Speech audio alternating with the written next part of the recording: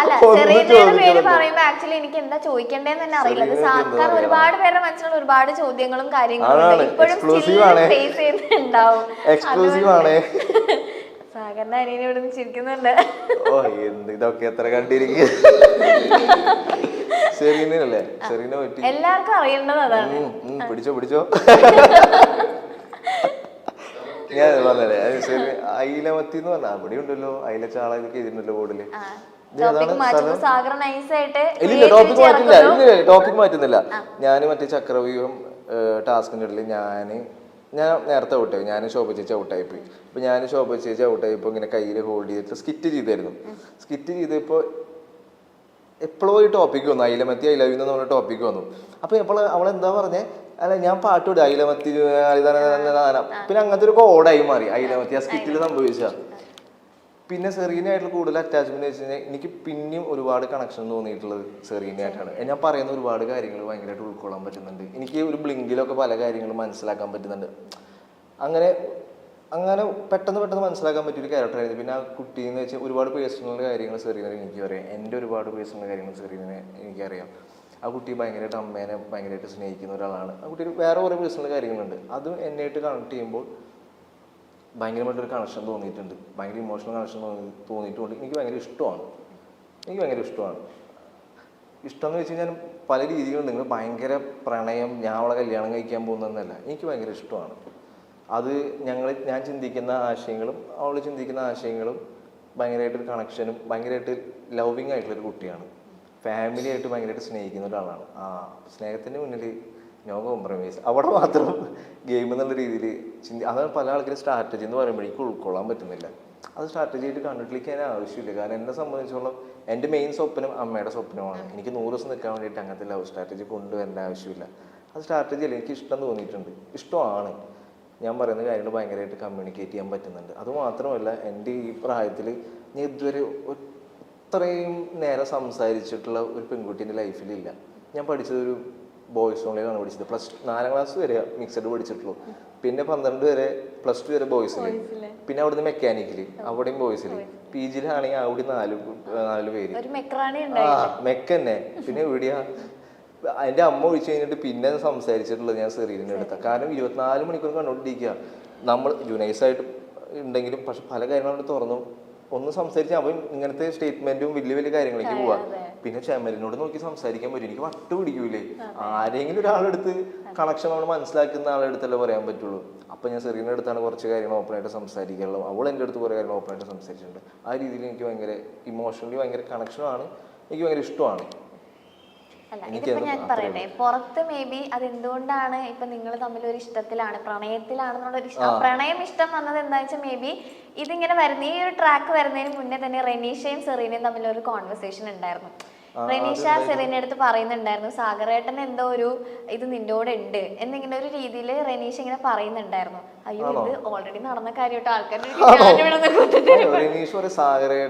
എന്തോ ഒരു ഇത് സെറീന അടുത്ത് ഉണ്ട്. അപ്പൊ സെറീന അവിടെ നിന്ന് ഇനിയിപ്പോ അങ്ങനെ ഉണ്ടെങ്കിലും റെനീഷ ചോദിക്കുന്നുണ്ട് അങ്ങനെ ഉണ്ടെങ്കിലും നീ നോയല്ലേ പറയുള്ളൂ. അപ്പൊ സെറീന അഫ്കോഴ്സ് ഞാൻ നോയെ പറയുള്ളൂ എന്ന് പറയുന്നുണ്ട്. പക്ഷെ പിന്നീട് അതിന് ശേഷമാണ് മേ ബി സാഗർ ഈ പറഞ്ഞ പോലത്തെ ഒരു ഇമോഷണൽ കണക്ഷൻ സെറീനയ്ക്കും തിരിച്ച് സാഗറിനോട് തോന്നിയിട്ടുണ്ടാവും നിങ്ങൾ ഓപ്പൺ ആയിട്ട് സംസാരിച്ചു കഴിഞ്ഞപ്പോ. ഈ പറഞ്ഞ സ്നേഹം പല രീതിയിലുണ്ടല്ലോ. പ്രണയം എന്നുള്ള സ്നേഹം മാറ്റി വെച്ചാൽ മേ ബി ഒരു സ്നേഹം സെറീനയ്ക്കും തോന്നിയിട്ടുണ്ടാവാം. പിന്നീട് സെറീനയിൽ ഉണ്ടായ ഒരു മാറ്റം അതാണ് പുറത്ത് വേറൊരു രീതിയിൽ വന്നതെന്നാണ് എനിക്ക് തോന്നിയിട്ടുള്ളത്. ഇപ്പൊ അല്ല, നിങ്ങൾ അതിന്റെ അകത്തുള്ളപ്പോ ഓൾറെഡി റെനീഷയും സെറീനയും തമ്മിലൊരു കോൺവെർസേഷൻ കഴിഞ്ഞിട്ടാണ് സാഗറും സെറീനയും ഇത്ര അറ്റാച്ച്ഡ് ആവുന്നത് കാണിക്കുന്നത്. അറിയുന്നില്ല. അങ്ങനെ ഒരു കോൺവെർസേഷൻ കഴിഞ്ഞിട്ടാണ് ഈ പറഞ്ഞ പോലെ നിങ്ങളുടെ ആ ഒരു കൂട്ടും ഇതൊക്കെ നമ്മൾ കാണുന്നത്. അപ്പൊ ഒബ്വിയസ്ലി അത് വെച്ചിട്ടാണ് ആളുകൾ കണക്ട് ചെയ്യുന്നതെന്നാണ് എനിക്ക് തോന്നിയിട്ടുള്ളത്. എനിക്കറിയാം, പക്ഷെ എനിക്ക് അതറിയില്ല. അവിടെ റെനീഷ സെറീന ടോക്ക് എന്താണെന്ന് എനിക്ക് സത്യം അറിയില്ല എന്താണ്. ഇതായിരുന്നു ടോക്ക്.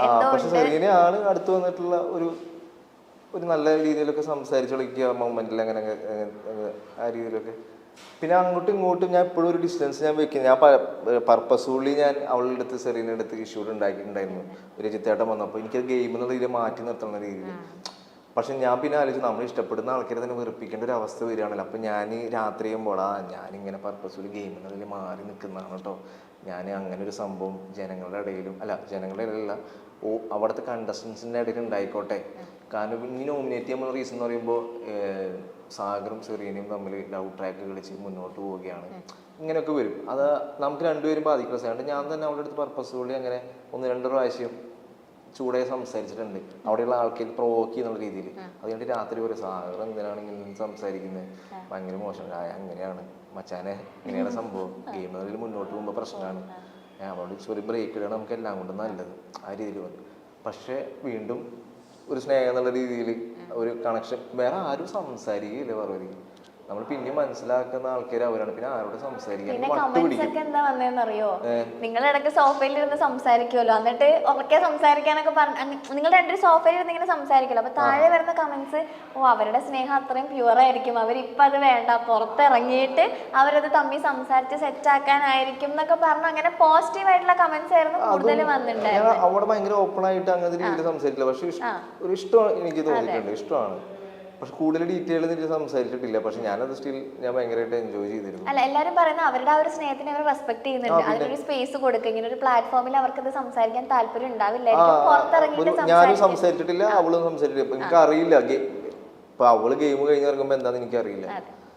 ഞാൻ പക്ഷെ അത് എന്നെ സംഭവിച്ചത് ഭയങ്കര പ്യൂർ ആയിട്ടുള്ള ഒരു കാര്യമാണ്. അതൊക്കെ ഗെയിം വെച്ച് കളിക്കുകയാണ്, എനിക്കൊന്നും പറയില്ല, എനിക്കൊന്നും പറയില്ല, എനിക്ക് അങ്ങനെ നിലനിൽക്കൊന്നും വേണ്ട. ഇപ്പൊ രജിത്തേട്ടൻ അവിടെ വന്നപ്പോൾ നിങ്ങളുടെ ലവ് സ്ട്രാറ്റജി ആണല്ലോ ഇത്, നിങ്ങൾ അതൊക്കെ മാറ്റിക്കുമ്പോൾ അവള് പറയുന്നത് അത് സ്ട്രാറ്റജി അല്ല. അപ്പൊ എനിക്ക് അപ്പൊ അതിന്റെ അർത്ഥം എനിക്ക് അറിയില്ല എങ്ങനെയാണെന്ന്, പുറത്തിറങ്ങിയിട്ട് എനിക്കറിയില്ല എന്താണ് ഞാൻ. പക്ഷെ എൻ്റെ രീതിയിൽ പറയും, എനിക്ക് എൻ്റെ ലൈഫിൽ ഞാൻ ഏറ്റവും കൂടുതൽ സംസാരിച്ചുള്ള കുട്ടിയാണ്. എൻ്റെ പല കാര്യങ്ങളും ഫാമിലിയായിട്ട് ഭയങ്കര കണക്ഷൻ തോന്നിയിട്ടുണ്ട്, ആ രീതി എനിക്ക് ഭയങ്കര ഇഷ്ടമാണ്. ഇതാണ് എന്റെ ഉത്തരം. അതൊരു ലവ് സ്ട്രാറ്റജി അല്ല. പിന്നെ പറഞ്ഞ പോലെ പുറത്തറിയാലോ, നമ്മള് ഇതിന്റെ മുന്നില് ഇപ്പൊ ഇതിന്റെ മുന്നിൽ നടക്കുന്നതിന് തൊട്ട് മുന്നിൽ വലിയൊരു കഥയുണ്ടാവും, ആ കഥ നിങ്ങൾ കാണുന്നില്ല. അതെ, ബാക്ക്ഗ്രൗണ്ട് മ്യൂസിക് ഒക്കെ ഇട്ടിട്ട് സാധനം വരുമ്പോ സാഗറും സെറീനയും റിലേഷൻഷിപ്പിലാണ്, അങ്ങനെയുള്ള ഒരു സംഭവമാണ് മൊത്തത്തിൽ ഇവിടെ പുറത്ത് കാണുന്ന പോലെയല്ല. എഡിറ്ററിന്റെ കയ്യിലാണ്. എഡിറ്ററിന് വില്ലനാക്കാം, നായകനാക്കാം, എന്ത് വേണമെങ്കിലും ആക്കാം. ഓക്കെ, ഇപ്പോ റെനീഷയുടെ സെറീനയുടെ കോൺവെർസേഷൻ കഴിഞ്ഞു, നിങ്ങളുടെ രണ്ടുപേരുടെ സംഭവത്തിലേക്ക് എത്തി. പിന്നെ മൂന്നാമത് വരുന്നത് ആ ലവ് ട്രയാങ്കിൾ ആണ്. ഓക്കെ, പിന്നെ അതൊരു ട്രോളായി ഇവിടെ. അവിടെ എത്തിയപ്പോഴേക്കും സംഭവം പിന്നെ എല്ലാരും ദൈവം ഇത് എന്താണ് നടക്കണേന്നായി. ഇത് വേറെ പ്രശ്നം. നാദര വന്നിട്ട് ഇഷ്ടാന്ന് പറഞ്ഞു എന്റെ അടുത്ത്, സാറിന് എനിക്ക് അത് മാത്രമല്ല ജൂനൈസിന് സെറീനയുടെ ആകെ കൂടി അവിടെ ഞാൻ ആരോട് ഗെയിം കളിക്കും എന്നുള്ളൊരു അവസ്ഥയിലായി പോയി. അതിൽ എനിക്ക് ജൂനൈസ് പലപ്പോഴും നമ്മൾ 3 പേരായിട്ട് ഇരിക്കുമ്പോൾ ജൂനൈസ് സെറീനയുടെ അടുത്ത് സംസാരിക്കുമ്പോൾ എനിക്ക് മനസ്സിലായിട്ടുണ്ട് ഏകദേശം ഇവിടെ എന്തോ ഒരു ഇതുണ്ടെന്ന്. അപ്പൊ ഇവര് രണ്ടുപേരും സംസാരിക്കണ്ടേ, ഞാൻ മൂന്നാമതിരിക്കുമ്പോൾ ഞാൻ അവിടെ ഒഴിഞ്ഞു മാറിപ്പോകും. പക്ഷെ അത് സെറീനയ്ക്ക് മനസ്സിലായിട്ടുണ്ടാകുന്നില്ല. അപ്പൊ സെറീന ഒരു ദിവസം ഇത് മനസ്സിലാക്കിയ ദിവസം എൻ്റെ അടുത്ത് പറഞ്ഞാ, സാറും ജൂനൈസ് എൻ്റെ അടുത്ത് ചെറിയൊരു ഇഷ്ടമുണ്ട്. അപ്പൊ എനിക്കത് നേരത്തെ അറിയാം, എനിക്കത് നേരത്തെ തോന്നിയിട്ടുണ്ട്. അതുകൊണ്ട് ഞാൻ എങ്ങനെയും അവർക്ക് അങ്ങനെ വരുമ്പോൾ ജൂനൈസ് എന്തെങ്കിലുമൊക്കെ എന്നെ പറ്റി ഇങ്ങനെയൊക്കെ പറഞ്ഞ് എന്തെങ്കിലുമൊക്കെ പറയും. ഞാൻ നൈസായിട്ട് എപ്പോഴും അതിന് രണ്ടുപേരും സംസാരിച്ചു, എനിക്കത് മനസ്സിലായിട്ടുണ്ടായി. പക്ഷെ സാർ എനിക്ക് എപ്പോഴും മനസ്സിലായിട്ടുണ്ടാകുന്നില്ല. പിന്നെ നാദരയുടെ കാര്യം എന്ന് പറയുന്നത്, അവൾക്ക് തുടക്കത്തിൽ എന്നെ ഇഷ്ടമുണ്ടെന്ന് പറഞ്ഞിട്ടുണ്ടായിരുന്നു. ഗോപിക ഞാൻ പിന്നെ ഇപ്പോൾ വിളിച്ചപ്പോഴൊക്കെയാണ് പറയുന്നത്, ഗോപിക അടുത്ത് എന്തോ പറഞ്ഞിട്ടുണ്ടായിരുന്നു, ഇഷ്ടമാണ്. അതുപോലെ തന്നെ അവളെൻ്റെ അടുത്ത് ഇഷ്ടമാണ് ഒരു കാര്യം അവൾ എൻ്റെ അടുത്ത് പറഞ്ഞു, എനിക്കത് ഭയങ്കര സ്ട്രൈക്കിംഗ് ആയിട്ട് തോന്നി. എടാ എൻ്റെ ലൈഫ് ഭയങ്കര പ്രശ്നമാണെടാ, നിനക്കറിയാലോ എൻ്റെ ലൈഫിൻ്റെ കാര്യം എന്താണെന്ന്. ഞാൻ ചെറുപ്പം മുതലേ സ്നേഹം കിട്ടി വളർന്നിട്ടുള്ള ഒരാളല്ല, ഞാൻ പലപ്പോഴും സ്നേഹം പിടിച്ച് വാങ്ങിച്ചിട്ടുള്ള ഒരാളാണ്. പക്ഷെ നീ എന്താണ് ഞാൻ സ്നേഹിക്കുന്ന എന്നെ നിനക്ക് എന്താ പറ്റാത്തേ? അവിടെ വലിയൊരു പോയിന്റ് പറഞ്ഞു. അപ്പം അത് എനിക്ക് ആ പോയിന്റ് പുറത്ത് പോയിട്ടുണ്ടോയെന്ന് എനിക്കറിയില്ല. അങ്ങനത്തെ ഒരു കറക്റ്റായിട്ട് പറയട്ടെ, ഞാൻ ഭയങ്കര സ്നേഹം കിട്ടാത്ത ആളാണ്, ഞാൻ ഭയങ്കര ഒറ്റപ്പെട്ടിട്ടുള്ള ഒരാളാണ്, എനിക്കിതൊരു സ്നേഹം കിട്ടിയിട്ടില്ല, ഞാൻ ഭയങ്കര സ്നേഹം പിടിച്ച് മേടിക്കുന്ന ഒരാളാണ്, എനിക്ക് തന്നെ ഉള്ള ആളെ ഭയങ്കര ഇഷ്ടമാണ്. അപ്പം ഞാൻ എനിക്ക് തന്നെ ഒരിക്കലും ആ രീതിയിൽ ഇഷ്ടം കാണാൻ പറ്റില്ല. എൻ്റെ ആ കുട്ടിക്ക് തന്നെ ഇഷ്ടമാണ്, എനിക്ക് ആ കുട്ടിയുടെ ഇമോഷൻ അത് മാറ്റി കളയാനും മാച്ച് കളയാനും എനിക്ക് പറയാൻ പറ്റില്ല. പക്ഷെ എനിക്ക് തന്നെ ആ രീതിയിൽ കാണാൻ പറ്റില്ല, എനിക്ക് നല്ലൊരു ഫ്രണ്ട് എന്നുള്ള രീതിയിൽ കാണാം. അപ്പോൾ അവൾ നോമിനേഷൻ്റെ പ്രോസസ്സിൽ എത്തുമ്പോൾ എനിക്ക് പുറത്ത് പോയാലും കുഴപ്പമില്ല, പക്ഷെ ഇനിയുള്ള 2-3 ദിവസം നീ എൻ്റെ കൂടെ ഒന്നിന്ന് സംസാരിച്ച് ഞാൻ ലൈഫിൽ ഭയങ്കര ഹാപ്പിയാണ്. എനിക്ക് അവിടെ നോന്ന് വേണമെങ്കിൽ എനിക്ക് പറയാൻ തോന്നിയില്ല. അവൾ പറഞ്ഞ വാക്കുണ്ടല്ലോ, എനിക്ക് സ്നേഹം കിട്ടിയിട്ടില്ല. നമ്മളാണെങ്കിൽ എല്ലാവർക്കും സ്നേഹം കൊടുക്കണം എന്ന് ആഗ്രഹിക്കുന്ന ആള്. നമ്മളാണെങ്കിൽ സ്നേഹത്തിന്റെ മുന്നിൽ അതിന് മാത്രം നമ്മൾ തോൽപ്പിക്കാൻ പറ്റുള്ളൂ. അതെ. അതൊക്കെ ഗെയിം വെച്ച് കളിക്കാൻ എനിക്ക് അറിയില്ല, അത് എനിക്ക് മനസ്സിലാക്കാൻ പറ്റില്ല. പക്ഷെ അത് ഭയങ്കര പ്യൂറായിട്ടുള്ള പരിപാടിയാണ്. അത് വെച്ച് ഗെയിം കളിക്കുക ഇപ്പോഴും എൻ്റെ ഒരു ഇത്. അപ്പോൾ അവളങ്ങനെ പറഞ്ഞപ്പോൾ ഞാൻ കാരണം അവൾക്ക് സന്തോഷം കിട്ടണമെങ്കിൽ കിട്ടിക്കോട്ടെ. പക്ഷെ എനിക്കാണ് തിരിച്ച് പണി കിട്ടിയത്, അത് വേറെ വശം. അപ്പോൾ അവള് എവിക്ഷന് തൊട്ട് മുന്നിക്ക് അത് കിട്ടുകയാണെങ്കിൽ അത് ഭയങ്കര സന്തോഷമാണ്. പക്ഷെ ഞാനാണ് ഇപ്പൊ എവിക്റ്റഡ് ആയിട്ട് ഇവിടെ ഇരിക്കുന്നത്, അവളവിടെ ഗെയിം കളിച്ചോണ്ടിരിക്കുകയാണ്. അതാണ് ഇതിന്റെ വേറൊരു ട്വിസ്റ്റ്. ഇപ്പൊ ഞാൻ അവളുടെ അടുത്ത് പറയാം എനിക്കിപ്പോ അങ്ങനെ കാണാൻ പറ്റില്ല നോ എന്ന് പറയുകയാണെങ്കിൽ അവള് മേലെ പോയിട്ട് ഇരുന്നിട്ട് അറിയും. അപ്പോഴും കട്ട് വരും, ഓ സാഗർ സൂര്യ എത്ര ക്രൂരനാണ്, ഇത്രയും സ്നേഹം തുറന്ന് പ്രകടിപ്പിച്ചിട്ട് പോലും നോ എന്ന് പറയുമ്പോൾ അവിടെ നിന്ന് കരയും, അവൾ ഇമോഷണൽ ആവും. അപ്പോൾ ഞാൻ അവിടെ ചിരിച്ചിരിക്കുന്ന ഒരു ഷോട്ടും കരയുന്ന ഒരു ഷോട്ടും അപ്പോഴും പ്രശ്നം തന്നെയാണ്. ഇത് ഇങ്ങനെ ഞാനിപ്പോ ഇത്രയും ദിവസത്തെ എപ്പിസോഡ് കംപ്ലീറ്റ്ലി കാണുന്ന ഒരാളാണ്. പറ്റുവാണെങ്കിൽ ലൈവ് ഇരുന്ന് അതും കാണാറുണ്ട്. ഓക്കെ, അപ്പൊ ഞാൻ ചോദിക്കുന്നത് എന്താ വെച്ച് കഴിഞ്ഞാൽ സാഗർ ഇറങ്ങി കഴിഞ്ഞിട്ടും ഞാനൊരു പോയിന്റ് ചിന്തിച്ചിട്ടുണ്ട്, എന്താ സാഗർ ഇതിന് മറുപടി പറയാത്തേന്ന് ഞാൻ അടക്കം ചിന്തിച്ചിട്ടുള്ള കാര്യം നാദിരയുടെ കാര്യത്തില്.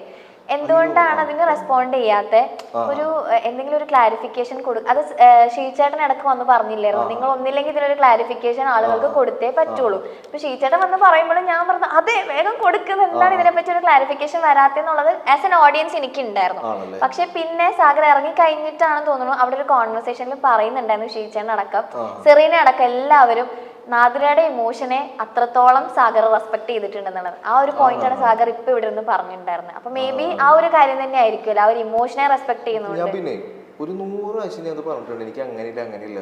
പക്ഷെ ഇത് പുറത്ത് വിടുണ്ടോ എന്ന് എനിക്ക് അറിയില്ല. ഉണ്ട് ബാത്റൂമിലൊക്കെ വെച്ചിട്ട് പറഞ്ഞ സമയത്തുള്ളതൊക്കെ കുറെ പ്രാവശ്യം കുറച്ചൊക്കെ വന്നിട്ടുണ്ട്. കേൾക്കുമ്പോ കലി വരും. അപ്പൊ ഞാൻ അവൾക്ക് അത് ഇറിറ്റേഷൻ ആവശ്യം നല്ല ഫ്രണ്ട്. അപ്പൊ സാഗർ സ്റ്റോപ്പ് ചെയ്യും. പിന്നെ ഫ്രണ്ട് എന്നുള്ള രീതിയിലാണ് ഞാൻ ഒരു പ്രാവശ്യം ഇത് ഭയങ്കര പ്യൂറായിട്ടുള്ള പരിപാടി. ഒരു പ്രാവശ്യം പേഴ്സണലി അവിടെ മാറി നിൽക്കുക, എനിക്ക് ഗെയിം എനിക്ക് കളിക്കാൻ പറ്റുന്ന രീതിയിലേക്ക് എത്തി. മീൻസ് കുറച്ചൊക്കെ ഇവിടെയൊക്കെ നമ്മൾ എഫർട്ട് ചെയ്യുമല്ലോ, എത്രയില്ലെന്ന് പറഞ്ഞു. ഞാൻ ഇത് എൻ്റെ ലവ് സ്ട്രാറ്റജിയാണ്, ഞാൻ പറയാത്ത ആളാണ്, ഞാൻ പർപ്പസ്ഫുള്ളി അത് പറഞ്ഞതാണ്. എന്നിട്ട് അവളവിടെ പോയിട്ട് ഭയങ്കര കരച്ചിലേക്ക് ഭയങ്കര ഞാൻ എല്ലാവരുടെ ഇടയിൽ അങ്ങനെ ഒരു സംഭവം പറഞ്ഞാണ് നമുക്ക് ഇത് ഉണ്ടാകാൻ വേണ്ടിയിട്ട് സെറീനയെ പോലെ തന്നെ അങ്ങനത്തെ ഒരു ഇഷ്യൂ ക്രിയേറ്റ് ചെയ്താണ്. അതിനുശേഷം ഞാൻ അവിടെ ഒരു പെന്നിട്ട് ഞാൻ കറക്റ്റ് എഴുതി കൂടുതൽ പാരാഫ് എഴുതി കൊടുത്തവൾക്ക് നാദരയ്ക്ക്, എടാ ഇത് ഗെയിമാണ്, ഞാൻ ഗെയിമിൻ്റെ രീതിയിൽ പറഞ്ഞാണ്, ഇനി മുന്നോട്ടുള്ള അതിൽ അടിപൊളിയായിട്ട് കളിക്കണം. ഞാൻ എന്തൊക്കെ പറഞ്ഞാലും പേഴ്സണലി സാഗർ എന്ന് പറഞ്ഞൊരു വ്യക്തി ആരും ഹേറ്റ് ചെയ്യാത്ത ഒരാളാണ്. പക്ഷെ അറിയാണ്ട് എന്ത് പറഞ്ഞിട്ട് ഞാൻ അപ്പം തന്നെ തെറ്റ് മനസ്സിലാക്കി ഞാൻ സോറി പറഞ്ഞാണ്. ഒരു എസ് തന്നെ അവൾക്ക് എഴുതി കൊടുത്തിട്ടുണ്ട്, അത് എനിക്കൊന്നും നാദരയ്ക്ക് അറിയുള്ളൂ എന്താണ് ഞാൻ എഴുതി കൊടുത്തിട്ടുള്ള സംഭവം. അത് ഭയങ്കര ക്ലിയർ ആണ്. ഞാൻ ഒരുപാട് പ്രാവശ്യം പറഞ്ഞിട്ടുണ്ട്, ഞാൻ എൻ്റെ മനസ്സിൽ ആ കുട്ടിക്ക് എന്തെങ്കിലും ഒരു സ്നേഹം ഞാൻ കാരണം കിട്ടിക്കോട്ടെ വിചാരിച്ച് ചെയ്താൽ. പക്ഷെ അത് പുറത്തെ ഔട്ടർ ആംഗിൾ ആ രീതിയിൽ പറയുമ്പോൾ ചെറിയ വിഷമം, എൻ്റെ ഉള്ളിലുള്ള സാധനം അത് ഈ പറഞ്ഞ തുടക്കം തൊട്ടുള്ള ഒരു ഇമ്പാക്ട് ആണ് സാഗർ. അതുകൊണ്ടാണ് അത് ഉണ്ടായത്. റെനീഷ സെറീന കോൺവെർസേഷൻ, പിന്നെ നിങ്ങളുടെ ആ ഒരു ട്രാക്ക്, പിന്നെ ഈ ലവ് ട്രാങ്കിൾ വരുമ്പോ എല്ലാം കൂടെ ആളുകൾ കണ്ടിന്യൂസ്ലി കണ്ടോണ്ടിരിക്കുകയല്ലേ. അതാണ് പ്രശ്നം. പിന്നെ ഇതിനൊരു ക്ലാരിഫിക്കേഷൻ വരുന്നില്ല. പക്ഷെ സാഗറിന്റെ ഭാഗത്തു നിന്നുള്ള കാര്യം ഇതാണ്, ഈ ഇമോഷൻ എന്നുള്ളൊരു സംഭവം അവിടെ സാഗറിന്റെ പ്രയോറിറ്റി ആണ്. തട്ടിയും മുട്ടിയും എന്ന ഹിറ്റ് പരിപാടിയിലൂടെ നമുക്കെല്ലാവർക്കും സുപരിചിതനായ താരമാണ് സാഗർ സൂര്യ. തട്ടിയും മുട്ടിയുമിൽ മീനാക്ഷിയുടെ ഭർത്താവായിട്ടാണ് സാഗർ എത്തിയത്. മഞ്ജു പിള്ളയൊക്കെയുള്ള ആ ഷോയിൽ നമ്മൾക്ക് എല്ലാവർക്കും ഇഷ്ടമുള്ള ഒരു കഥാപാത്രം തന്നെയായിരുന്നു സാഗർ സൂര്യ. ചിരിപ്പിച്ചും ചിന്തിപ്പിച്ചും ഭർത്താവായും മരുമകനായും അച്ഛനായും എല്ലാം സാഗർ സൂര്യ തകർക്കുകയായിരുന്നു. ആ ഒരൊറ്റ സീരിയൽ തട്ടിയും മുട്ടിയും കൊണ്ട് തന്നെ പ്രേക്ഷകരുടെ മനസ്സിൽ ഇടം നേടാൻ സാഗറിന് സാധിച്ചു. എന്നാൽ സാഗറിനുള്ളിലെ അഭിനയ പ്രതിഭ ശരിക്കും ഒരു സീരിയലിൽ ഒതുങ്ങിക്കൂടുന്ന ഒരാളല്ലായിരുന്നു. കുരുതിയിലെ അവസാനത്തെ ആ ക്ലൈമാക്സ് കണ്ടാൽ നമുക്കത് മനസ്സിലാകും. ഇപ്പോൾ പണി എന്ന ചിത്രത്തിൽ ജോജുവിനൊപ്പം തകർത്ത് അഭിനയിച്ചിരിക്കുകയാണ് സാഗർ സൂര്യയും ജുനൈസും. ബിഗ് ബോസ് മലയാളത്തിൽ എത്തിയതോടെ സാഗർ കുറച്ചുകൂടി ശ്രദ്ധിക്കപ്പെട്ടിരുന്നു. ആ ബിഗ് ബോസിന് ശേഷമാണ് സാഗറിന് കൂടുതൽ അവസരങ്ങളൊക്കെ കിട്ടിയത്. ബിഗ് ബോസിനുള്ളിൽ ഒരു ട്രയാങ്കിൾ പ്രണയം സാഗറിന് ഉണ്ടായിരുന്നതായി പലപ്പോഴും വാർത്തകൾ കണ്ടിട്ടുണ്ട്. എന്തായിരുന്നു സാഗറും സെറീനയും തമ്മിലുള്ള അടുപ്പം, അല്ലെങ്കിൽ സാഗറും നാദിറയും സെറീനയും ഒക്കെയുള്ള ആ ഒരു ട്രയാങ്കിൾ ലവ് സ്റ്റോറി എന്തായിരുന്നു എന്ന് സാഗർ തന്നെ തുറന്നു പറഞ്ഞിരിക്കുകയാണ്. സെറീനയുമായി വൈകാരികമായ അടുപ്പമുണ്ടെന്നും അതൊരിക്കലും ഗെയിം സ്ട്രാറ്റജി അല്ലായിരുന്നുവെന്നും വെളിപ്പെടുത്തിയിരിക്കുകയാണ് സാഗർ സൂര്യ. ബിഗ് ബോസിലെ സഹ മത്സരാർത്ഥിയായ സെറീനയുമായി സാഗറിനുണ്ടായിരുന്ന അടുപ്പം ഏറെ ചർച്ചയായിരുന്നു. പക്ഷേ ബിഗ് ബോസ് 10 ആഴ്ച പിന്നിടുമ്പോൾ വളരെ അപ്രതീക്ഷിതമായിട്ടാണ് സാഗർ പുറത്തുപോയത്. ഒരു യഥാർത്ഥ മനുഷ്യനായി നിൽക്കാനാണ് താൻ ശ്രമിച്ചതെന്നും സെറീനയുമായി ഉണ്ടായിരുന്ന വൈകാരിക ബന്ധം ഗെയിം പ്ലാൻ ആയി കാണരുത് എന്നും പുറത്തു വന്നതിനു ശേഷം മാധ്യമങ്ങളോട് പ്രതികരിക്കവേ സാഗർ പറഞ്ഞു. സാഗറും സെറീനയും തമ്മിലുള്ള ബന്ധം ഗെയിമിന്റെ ഭാഗമായിട്ടാണ് കാണുന്നതെന്നും ഇനി അവർ തമ്മിൽ യഥാർത്ഥത്തിൽ ബന്ധമുണ്ടെങ്കിൽ ഭാവി കാര്യങ്ങളിൽ മുന്നോട്ടു പോകുമെന്നുമാണ് സാഗറിന്റെ അച്ഛൻ അന്ന് പ്രതികരിച്ചത്. എന്നാൽ ഇപ്പോൾ അവരുടെ പ്രണയം എന്തായി എന്നാണ് എല്ലാവരും ചോദിക്കുന്നത്. സാഗർ ഇപ്പോൾ നിരവധി സിനിമകളിൽ അഭിനയിച്ച് നല്ല മികച്ച ക്യാരക്ടറുകൾ സ്വന്തമാക്കിയ വില്ലനായും സഹനടനായും നായകനായും ഒക്കെ ഇപ്പോൾ സാഗർ ശ്രദ്ധിക്കപ്പെട്ടു തുടങ്ങി. ഇനി ഇവരുടെ വിവാഹം എന്താണ് ഇവരുടെ ഫ്യൂച്ചർ പ്ലാൻ, ബിഗ് ബോസിൽ വെച്ചുള്ള ഇവരുടെ പ്രണയം ഇപ്പോഴും ഉണ്ടോ, അത് സത്യമായിരുന്നോ എന്നൊക്കെ തുറന്നു പറയുകയാണ് സാഗർ.